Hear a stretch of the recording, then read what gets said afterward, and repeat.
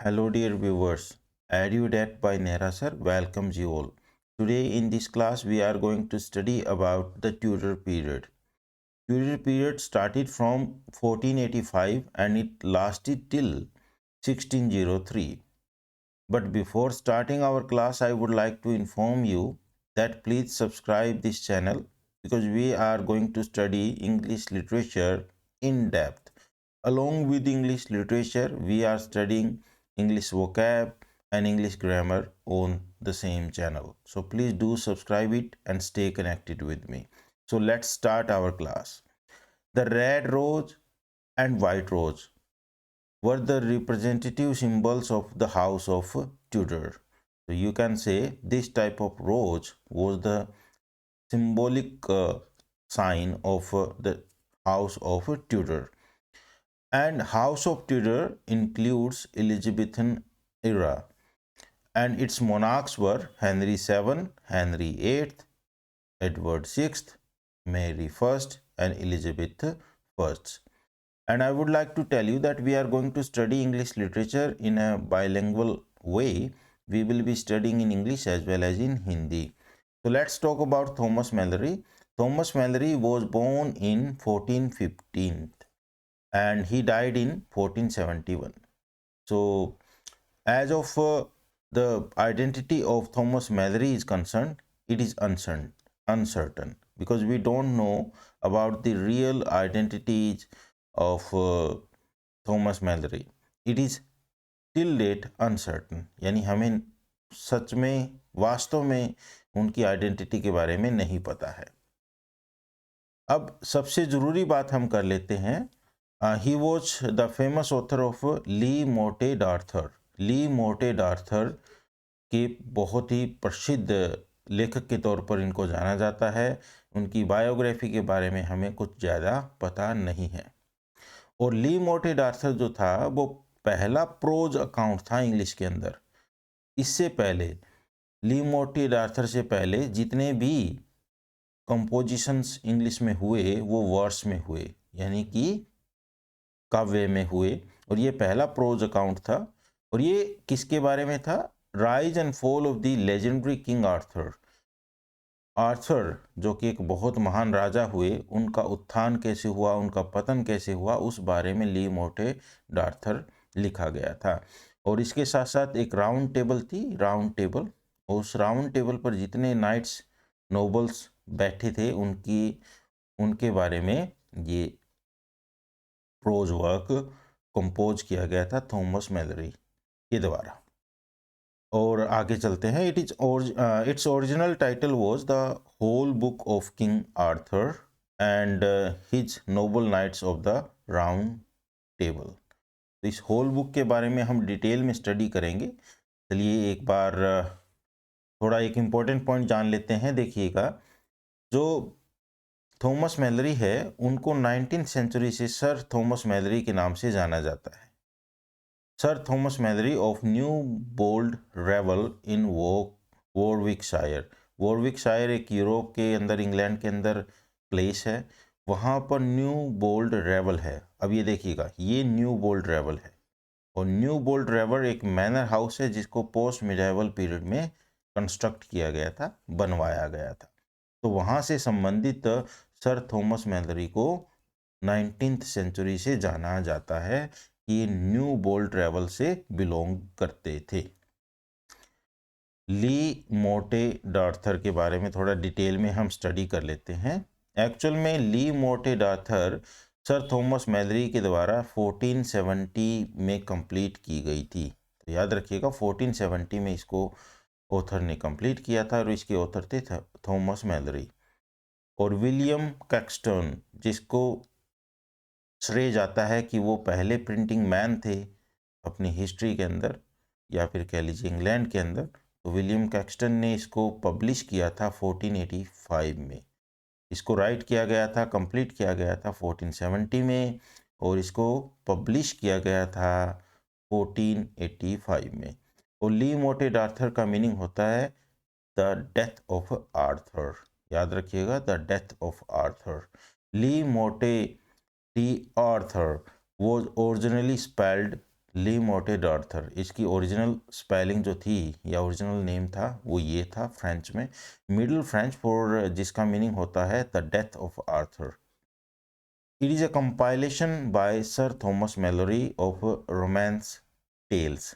तो इसके अंदर रोमांस टेल्स लिखी गई है, और वो भी हम पता अभी आगे इसी क्लास में स्टडी करेंगे, पता लगाएंगे कि किसकी रोमांस टेल्स हैं।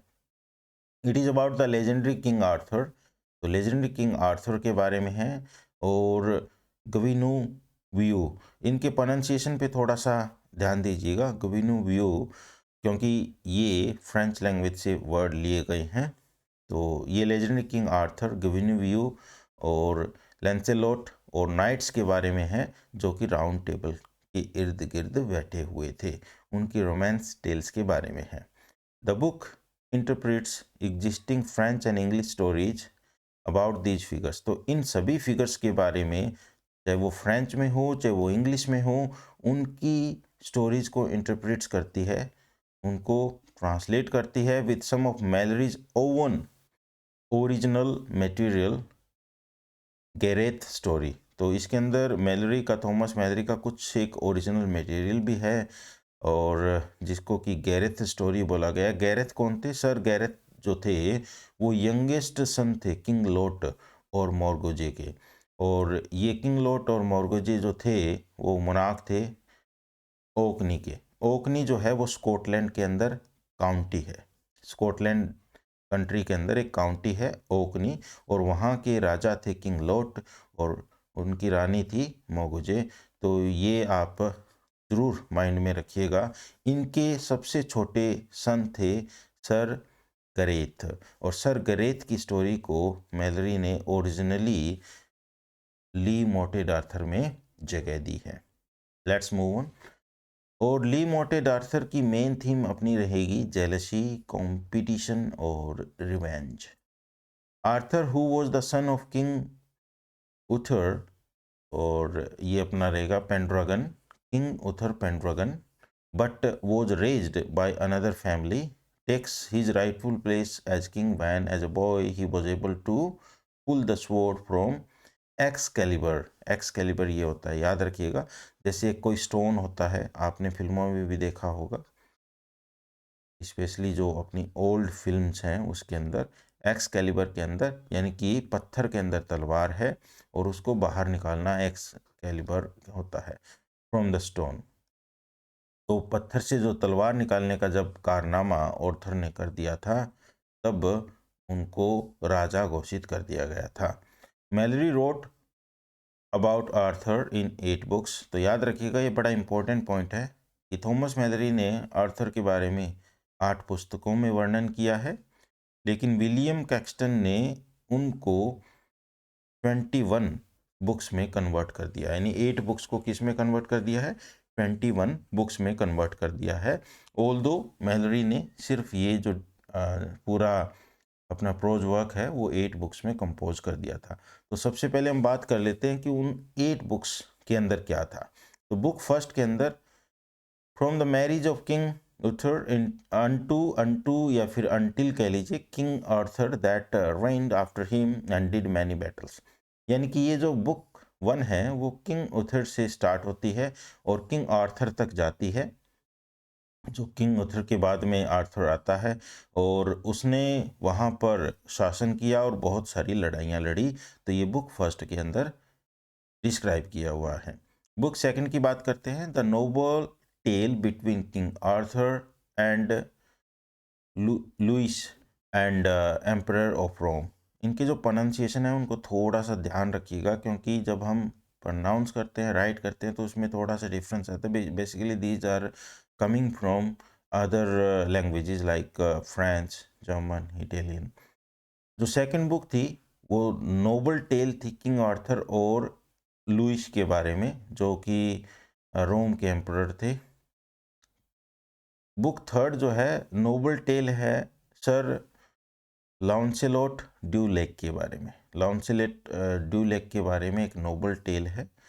और बुक फोर्थ जो है the tale of sir Gareth of Orkney, ये ओरिजिनली किसके द्वारा डाला गया है? ये इस तरह का क्वेश्चन आ सकता है कि थॉमस मैलरी ने अपने तौर पर ओरिजिनली किसके बारे में या कौन सी बुक कंपोज की है, तो वो बुक फोर्थ रहेगी, जिसके अंदर the tale of sir Gareth Orkney है। और तो ये उन्होंने इंटरप्रेट किया है, चाहे वो फ्रेंच से स्टोरी ली हो या फिर इंग्लिश से स्टोरी ली हो, लेकिन ये उन्होंने ओरिजिनली कंपोज किया हुआ है। The book of sir Tristram de Lyons, ये बुक फिफ्थ में है। Book six the noble tale of Sangreal. Book seven sir Lancelot and queen Guinevere, इसका प्रोनाउंसिएशन भी थोड़ा सा ध्यान में रखिएगा। एंड बुक एट्थ के अंदर द डेथ ऑफ ऑर्थर जो है वो मेंशन की गई है। और ये डेथ ऑफ ऑर्थर जो है, या ऑर्थर को किसके द्वारा मारा गया, द इविल डूअर मॉडरेट, तो मॉडरेट के द्वारा, जो कि दुष्ट है, उसके द्वारा उनको मारा गया था। Let's talk about William Caxton. William Caxton का बर्थ 1422 के अंदर कैंट में हुआ था, और इनकी डेथ जो है वो लंदन में होती है 1491 के अंदर। और विलियम कैक्सटन जो थे वो इंग्लिश मर्चेंट थे, डिप्लोमेट थे, राइटर थे। और उन्होंने पहली बार इंग्लैंड में प्रेस को इंट्रोड्यूस किया। कब इंट्रोड्यूस किया, इम्पोर्टेंट हो जाता है 1476 के अंदर। और उन्होंने प्रिंटिंग का जो ट्रेड था वो सीखा था 1471 से लेकर के 1472 तक, यानी कि ये कह सकते हो विद इन अ ईयर उन्होंने ये कोलोगने में ये ट्रेड सीख लिया था। कैक्सटन एंड कोलार्ड मैनसन, याद रखिएगा उनके पार्टनर थे कोलार्ड मैनसन कैक्सटन के साथ, जिन्होंने सबसे पहले ब्रुगेस या फिर ये कह लीजिए ब्रूज के अंदर जो थी अपनी पहली प्रिंटिंग प्रेस जो थी वो लगाई थी। इसका प्रोनाउंसिएशन थोड़ा सा ध्यान में रखिएगा, जो मैं वर्ड बता रहा हूँ, क्योंकि हम अभी ओल्ड इंग्लिश के बारे में बात कर रहे हैं। एक्चुअल में इसको ब्रूज और ब्रुगेस दोनों तरीके से साउंड किया जाता है। तो वहाँ पर पहली प्रिंटिंग प्रेस उन्होंने इस्टेब्लिश कर ली थी।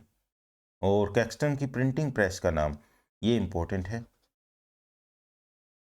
ये रहेगा द रेड पेल है ना, बड़ा इंपॉर्टेंट क्वेश्चन है। और एक इसके अंदर इंपॉर्टेंट ये होता है कि कब उन्होंने इस्टेब्लिश की थी, 1470 के अंदर 76 के अंदर, और द रेड पेल उनकी प्रिंटिंग प्रेस का नाम था। William Caxton printed A total of about 100 different works, उन्होंने लगभग 100 अलग अलग वर्क्स को पब्लिश किया।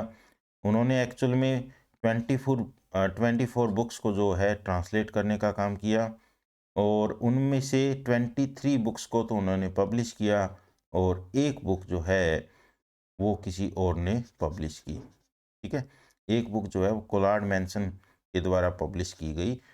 24 बुक्स में से उन्होंने 23 बुक्स को पब्लिश करने का काम किया था। तो this is also a very important question. So let's move ahead. In 1438 he became an apprentice to a prominent London mercer. Mercer जो है वो क्लॉथ मर्चेंट या ट्रेडर रहेगा, जो कपड़ों का व्यापारी है, और उसका नाम था रॉबर्ट लार्ज। उनके अप्रेंटिस बन गए थे 1438 के अंदर। In 1469 he started serving Margaret duchess of Burgundy, the sister of king Edward fourth. तो किंग एडवर्ड फोर्थ की सिस्टर थी मार्गरेट डचेस, उनको सर्व करना उन्होंने 1469 के अंदर शुरू कर दिया था। Margaret asked him to complete an translation of Raoul Lefevre's history of Troy. ये इम्पोर्टेंट है, याद रखिएगा, यानी कि ये पहला वर्क भी रहेगा इनका कैक्सटन का, और इसको ट्रांसलेट करने के बारे में मार्गरेट ने उनको बोला था कि इंग्लिश में उसको ट्रांसलेट कर दिया जाए, जिसका नाम था Raul Lefevre's history of Troy. 10 जो पहली जो प्रिंटिंग थी इंग्लिश के अंदर कैक्सटन के द्वारा, वो ट्रांसलेशन थी। ट्रांसलेशन किसका था, लेफेवरेज और कोल्ड, उसको ट्रांसलेशन को फिर बोला गया the recuyell of the histories of Troy from French to English. तो जैसे मैंने बताया फ्रेंच लैंग्वेज के वर्ड्स हैं, तो इसको फ्रेंच से इंग्लिश में ट्रांसलेट करने का जो क्रेडिट है वो कैक्सटन को जाता है, और इंग्लिश में इसको इस टाइटल से बोला जाता है, the recoil of histories of Troy. और इसको ट्रांसलेट करने के लिए मार्गरेट ने विलियम कैक्सटन को बोला था। Caxton printed Chaucer's translation of Boethius in 1479। तो चौसर की ट्रांसलेशन को भी इन्होंने 1479 के अंदर प्रिंट किया था। Malory's le Morte d'Arthur was printed from his press in 1485। 1485 में ये प्रिंट हुई थी, थॉमस मार्ले का जो मोटे डी आर्थर है। और विनकिन, ये भी इम्पोर्टेंट है, याद रखिएगा, विनकिन डी वर्डे जो थे वो कैक्सटन के उत्तराधिकारी बनते हैं जब कैक्सटन की डेथ हो जाती है 1491 के अंदर, और उनकी डेथ जो है वो लंदन में होती है। कैक्सटन कहते हैं चौसर के बारे में कि चौसर वॉज द लॉरिएट पोइट। तो ये बात किसने कही है? कैक्सटन ने कही है, विलियम कैक्सटन ने कही है, Chaucer was the laureate poet. The first English translation of Ovid's metamorphosis was also the work of William Caxton. जो इंग्लिश में पहली बार ओविड का मेटामॉर्फोसिस को ट्रांसलेट करने का जो क्रेडिट है वो भी विलियम कैक्सटन को जाता है, देखिएगा। और इनका ओविड का फुल नेम रहेगा प्यूब्लियस ओविडियस नासो। याद रखिएगा, ओविड का फुल नेम क्या रहेगा? प्यूब्लियस ओविडियस नासो। ओविड का फुल नेम ये रहेगा। No one in English as Ovid, उनको इंग्लिश में हम नोविड के तौर पर जानते हैं, और वो रोमन पोइट थे, रोम से बिलोंग करते थे, जो ऑगस्टस के शासनकाल में राइटर रहे थे, पोइट रहे थे। और मेटामॉर्फोसिस को भी जानते हैं, एक पोएम है, पोइट थे। मेटामॉर्फोसिस जो है वो हमें बताती है कि जब से ये दुनिया बनी है उस दुनिया से लेकर के जूलियस सीजर के युग तक क्या कुछ इस दुनिया में घटित हुआ उसके बारे में ये पोएम मेटामॉर्फोसिस बताती है। और एक्चुअल में मेटामॉर्फोसिस का मीनिंग होता है ट्रांसफॉर्मेशन, या पूरी तरह से रूप बदल जाना दुनिया का या किसी भी चीज़ का, उसको मेटामॉर्फोसिस बोलते हैं। Caxton achieved the title of governor of English nation of merchant adventures. तो ये टाइटल किसको जाता है? विलियम कैक्सटन को जाता है, क्योंकि उन्होंने मर्चेंट के तौर पर भी काम किया, वो एडवेंचरस भी थे, उन्होंने पहली प्रिंटिंग प्रेस भी इंग्लैंड के अंदर इस्टेब्लिश की थी। So that's it for the day. Thank you very much everyone, and we have studied Thomas Mallory and William Caxton in detail, and stay connected. Please subscribe my channel because we are going to do very relevant teaching and learning on this channel. Thank you very much everyone. Have a nice day.